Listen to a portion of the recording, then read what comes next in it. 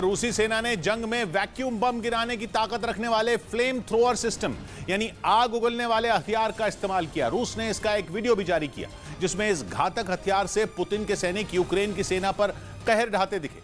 दावा है कि रूस के इस हमले में यूक्रेन के कई सैनिकों की मौत हो गई जबकि उसके कई ठिकाने राख के ढेर में बदल गए।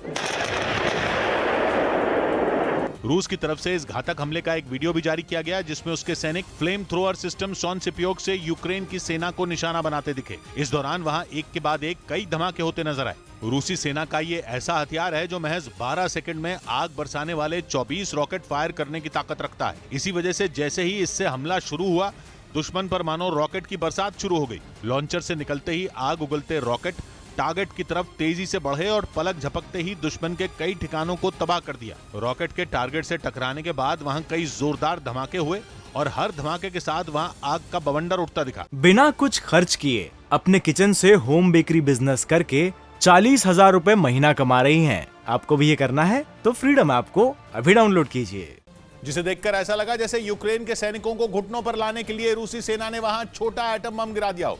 दावा किया गया कि रूस का यह हमला इतना जोरदार था कि यूक्रेन के सैनिकों को संभलने तक का मौका नहीं मिला, क्योंकि इस हथियार से आग उगलते रॉकेट अपने रास्ते में आने वाली हर चीज को जलाकर राख कर देते हैं।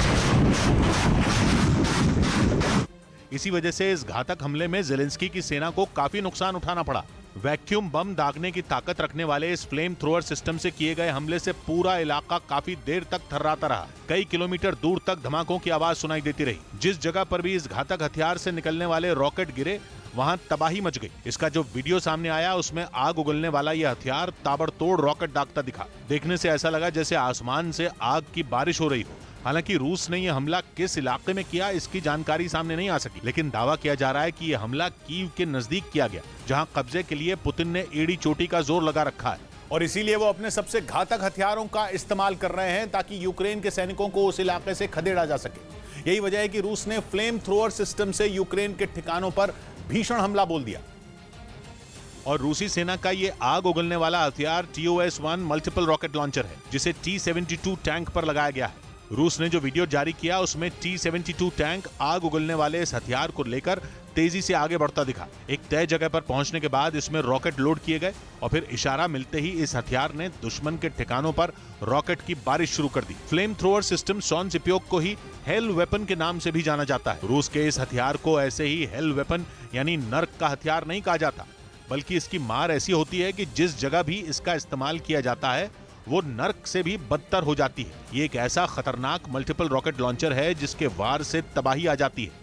और पश्चिमी मीडिया का दावा है कि रूस ने अपने इस घातक हथियार का इस्तेमाल कीव को तबाह करने के लिए शुरू कर दिया है, जिससे यूक्रेन को भारी नुकसान हो रहा है। रूस का दावा है कि इस हथियार से वो यूक्रेन के कई सैन्य ठिकानों को तबाह कर चुका है, क्योंकि TOS-1 मल्टीपल रॉकेट लॉन्चर से दागे गए रॉकेट जहां भी फटते हैं वहां सिर्फ और सिर्फ तबाही मचती है। रूस का ये खतरनाक हथियार थर्मोबैरिक बम भी दागता है, जिसे वैक्यूम बम भी कहते हैं। ये एक ऐसा बम है जो लोगों के फेफड़ों में मौजूद ऑक्सीजन तक को सोख लेता है, जिससे लोग घुट घुट कर मरने लगते हैं और इसी वजह से इसे दम घोटू बम भी कहा जाता है। ये इतना घातक है कि परमाणु बम के बाद इसे रूस का सबसे ताकतवर हथियार माना जाता है। एक बार इस बम का इस्तेमाल होने के बाद उसके आसपास का एक बड़ा इलाका राख में बदल जाता है।